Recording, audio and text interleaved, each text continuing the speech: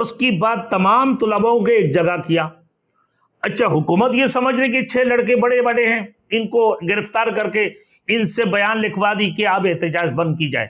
لیکن یہ جو طلباء تھا، محفوظ علم، محفوظ عبداللہ، یہ خاموش جگہ میں بیٹھی ہوئے حکومت نے اپنے گوئندہ لگا دی، ISA کو لگا دیا، انٹیلیجنس لگا دیا، فوج، پولیس، سب نے اس کو ڈھونڈتے رہے لیکن ملا نہیں. تو ایک سادے انداز سے سب کے درمیان میں یہ گمسم تھے.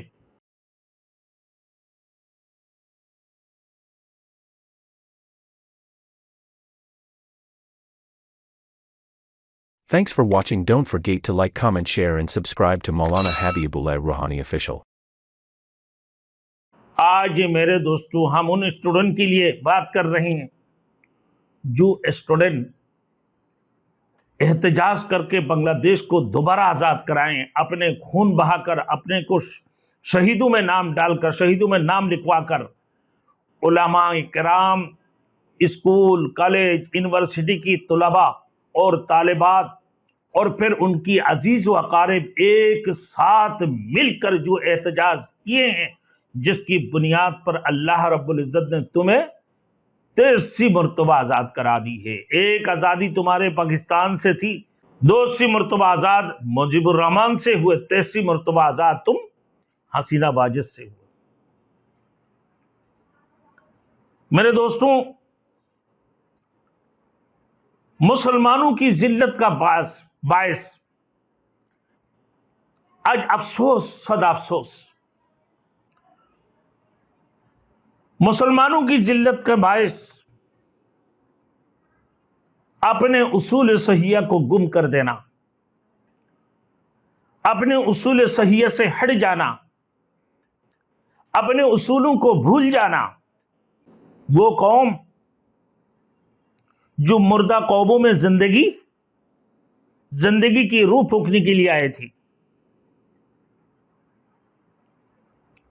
وہ قوم جو خفتہ قسمت والوں کی قسمت بیدار کرنے کے لیے پیدا ہوئی تھی، جو قوم جاہل قوموں کی سینوں کو نور الہی سے بھرنے کے لیے آئی تھی، آج نیم بسمل ہو کر دم توڑ رہی ہے.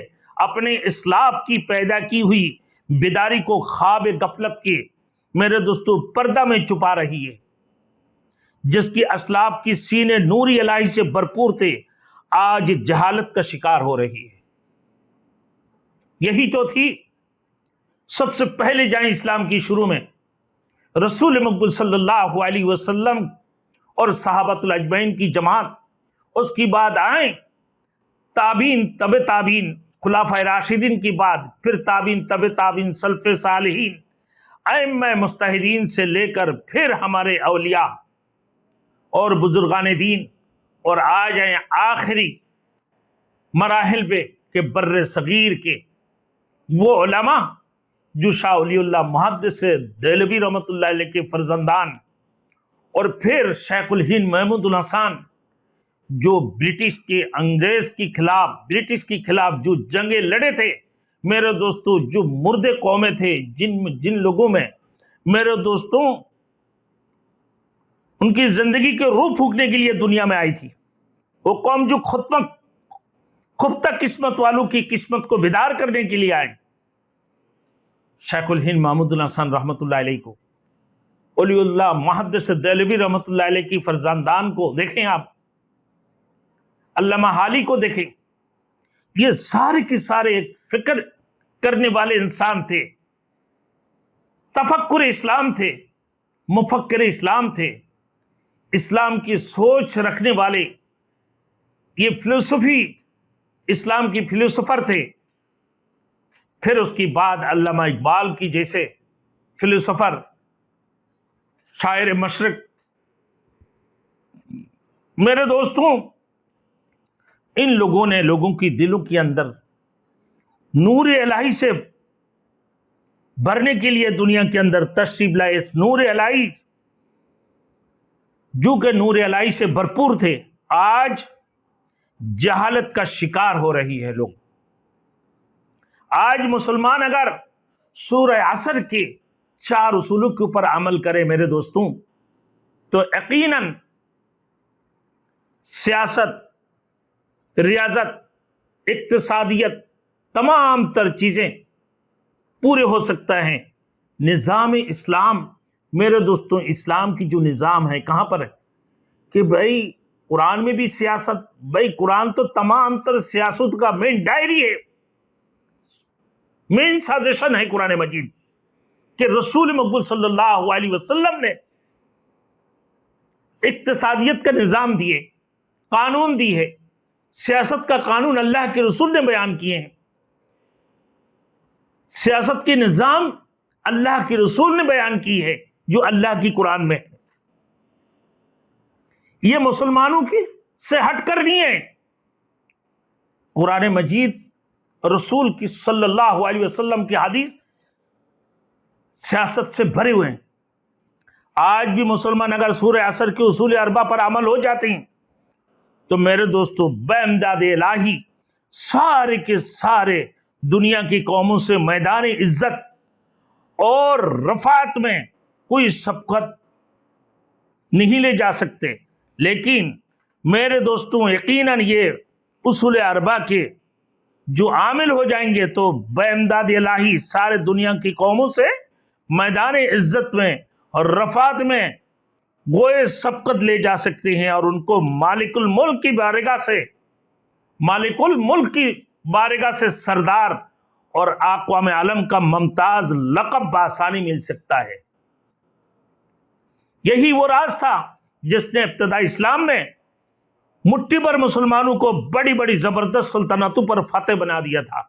रसूल मकबूल सल्लल्लाहु अलैहि वसल्लम के उस निज़ाम ने, उस कुरान की निज़ाम ने, रसूल मकबूल सल्लल्लाहु अलैहि वसल्लम के उस हदीस की निज़ाम ने बड़े से बड़े सुल्तानतों को, मेरे दोस्तों, मुट्ठी भर मुसलमानों को ना, जिसने इब्तिदा इस्लाम में मुट्ठी भर मुसलमानों को बड़ी बड़ी जबरदस्त सुल्तानतों पर अल्लाह रब्बुल इज्जत ने फतेह अता फरमा दिया। आज मेरे दोस्तों ये बात मुझे मेरी समझ में आती है कि भाई बांग्लादेश की एक तुलाबा महफूज आलम, महफूज अब्दुल्ला के नाम से, उसके बारे में सुनने में आया कि वो बर्रे सगीर के ब्रिटिश की जंग और फिर इंडिया से पाकिस्तान की जंग, फिर पाकिस्तान से बांग्लादेश की जंग के बारे में हिस्टोरियां पढ़ें और उसके बारे में बड़े तज्जिया की और सैरबीन लिखे हैं।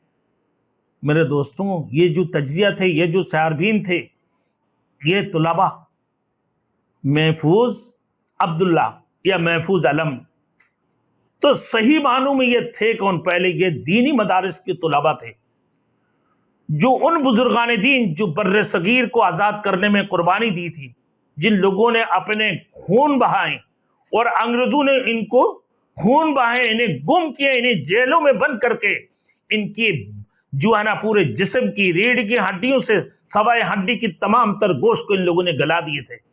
वो बर्रे सगीर की दौर थे जो हमारे असलाब में से थे, हमारे उलमा और बुजुर्गों में से थे, जो अल्लाह की वलियों में शामिल थे।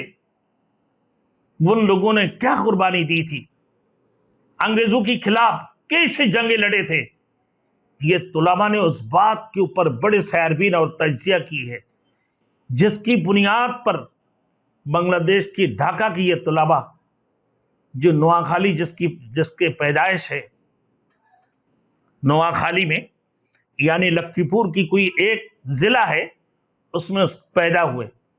ये पूरे तुलाबाओं की, पूरे तमाम तर तुलाबाओं की जो जमात है, ये स्टूडेंट की जो एक तंजीम थे, उनमें से 50 लड़कों को चुन चुन कर अपने पास लिए और तमाम तर तज्जिया और सैरबीन के जरिए से अपने लिखे हुए बातों से इन लोगों को तैयार किया और फिर एक 50 लड़कों का टीम बनाकर पूरे बांग्लादेश की तुलाबाओं को, यूनिवर्सिटी के स्टूडेंट को, कॉलेज के स्टूडेंट, स्कूलों के स्टूडेंट से लेकर इनकी वालिदाइन, इनको अजीज व अकारिब को भी निकाल दी है और साथ साथ में पूरी दीनी मदारिस की उलमा और तमाम तर तुलबा जो है ना रास्ते में निकल कर आ चुके थे।